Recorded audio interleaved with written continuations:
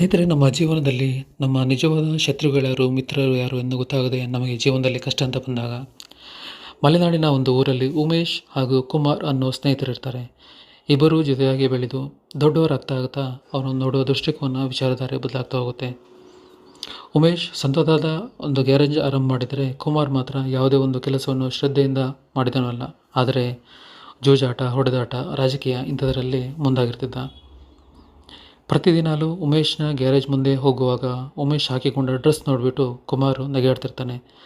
ಎಷ್ಟೋ ಗಲೀಜಾಗಿರೋ ಬಟ್ಟೆ ಹಾಕ್ಕೊಂಡಿದೆಯೋ, ಬಟ್ಟೆ ಮಾತ್ರವಲ್ಲ, ಕೈಕಾಲು ಮುಖವೆಲ್ಲ ಗ್ರೀಸ್ನಿಂದಾಗಿ ನಿನ್ನ ಮುಖವನ್ನು ಕಂಡುಹಿಡಿಯೋದೇ ಕಷ್ಟ ಅಂತ ಅಣಕಿಸ್ತಿದ್ದ.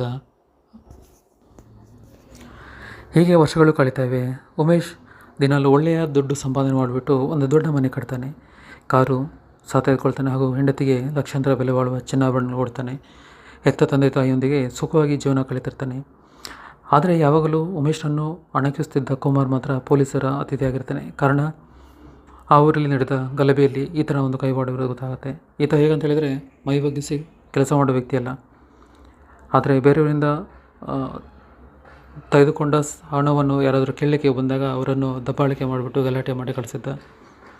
ಪ್ರತಿದಿನಾಲೂ ಸೂಟು ಬೂಟು ಹಾಕ್ಕೊಂಡು ಮನೆಯಿಂದ ಹೊರಟ್ರೆ ಅವನು ಮತ್ತೆ ವಾಪಸ್ ತಿರುಗಿ ಬರ್ತಿದ್ದು ಸಂಜೆ ಮಾತ್ರ. ತನ್ನ ಪ್ರತಿನಿತ್ಯದ ಖರ್ಚಿಗೆ ಬೇರೆಯವರ ಎದುರುಗಡೆ ಕೈ ಚಾಚಿದ ವ್ಯಕ್ತಿ ದುಡ್ಡಿಗೋಸ್ಕರ ಏನು ಮಾಡೋಕ್ಕೂ ಹಿಂಜರಿಯದ ವ್ಯಕ್ತಿತ್ವವಾಗಿರ್ತಾನೆ. ಹೀಗೆ ವರ್ಷಗಳು ಕಳೀತಿರ್ತವೆ. ಒಂದು ದಿನ ಅವನ ಆರೋಗ್ಯ ಹಾಳಾಗುತ್ತೆ. ಆಸ್ಪತ್ರೆಗೆ ಹೋಗಲು ದುಡ್ಡಿಲ್ಲ. ಊರಲ್ಲಿ ಜನರು ಇವನನ್ನು ಬೈಕೊಂಡು ತಿರುಗಾಡ್ತಿರ್ತಾರೆ. ಆದರೆ ಉಮೇಶ್ ಮಾತ್ರ ತನ್ನ ಗೆಳೆಯ ಅನ್ನೋ ಕಾರಣಕ್ಕಾಗಿ ಅವನನ್ನು ಆಸ್ಪತ್ರೆಗೆ ಸೇರ್ತಾನೆ ಹಾಗೂ ಆರೋಗ್ಯ ಸುಧಾರಿಸುವ ತನಕ ಅವನ ಜೊತೆಲೇ ಇರ್ತಾನೆ.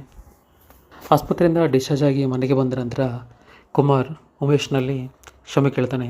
ನನ್ನನ್ನು ಕ್ಷಮಿಸು ಗೆಳೆಯ, ನಿನ್ನನ್ನು ಪ್ರತಿದಿನ ನಾನು ಕೇವಲವಾಗಿ ನೋಡ್ತಿದ್ದೆ, ಆದರೆ ನೀನು ಮಾತ್ರ ಅದನ್ನು ಮನಸ್ಸಿನಲ್ಲಿ ಇಟ್ಕೊಳ್ಳದೆ ಕಷ್ಟದ ಸಮಯದಲ್ಲಿ ನನ್ನನ್ನು ಬಂದು ಕಾಪಾಡಿದೆಯಾ. ಅದಕ್ಕಾಗಿ ಹೇಳೋದು ಸ್ನೇಹಿತರೆ, ನಾವು ಮಾಡೋ ಕೆಲಸದ ಮೇಲೆ ನಮಗೆ ಹೆಮ್ಮೆ ಮತ್ತು ಗೌರವ ಇರಬೇಕು.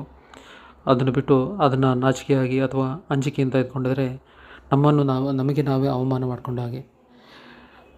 ಸ್ನೇಹಿತರೆ, ಈ ಒಂದು ವಿಡಿಯೋ ನಿಮಗೆ ಇಷ್ಟವಾಗಿದ್ದರೆ ಸಪೋರ್ಟ್ ಮಾಡಿ, ಸಬ್ಸ್ಕ್ರೈಬ್ ಮಾಡಿ ಕೂಡ. ಜೈ ಹಿಂದ್.